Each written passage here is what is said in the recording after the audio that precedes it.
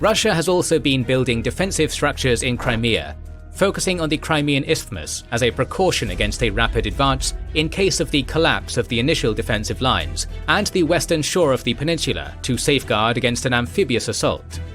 The most scattered and presumably weaker fortifications in the Russian defense are along the left bank of the Dnipro. We can assume here that Russia is relying on the Dnipro as a natural defensive barrier, as satellite images show that they have erected the most formidable defensive structures in the Russian-occupied portion of the city of Kherson, in Novokakova and in Pervomayivka, areas which are presumably more suitable for an amphibious assault and deployment. While overcoming defensive structures is by no means impossible, it will require a great degree of coordination and attention to detail by Ukrainian assault brigades.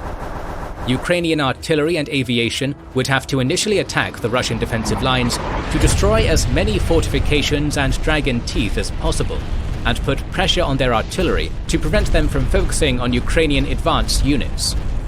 HIMARS would probably be actively used to destroy as many Russian artillery systems and MLRS as possible before the assault. Ukraine can also deploy UAVs carrying grenades to suppress the fire of the Russian infantry's first line and detect Russian firing points. This would have to be followed by demining activities. Ukraine can use M58 Miklik systems, which the United States has already delivered for this purpose. After breaching the minefield, Ukrainian tanks would presumably drive forward, offering coverage to their infantry. The Ukrainian units would have to repeat the same process by breaching another minefield and using their combat engineering equipment to negate the impacts of revetments. The crucial part of the initial Ukrainian attempt to breach the defensive lines would be suppressing the Russian artillery and firing points closer to the front line to avoid costly losses.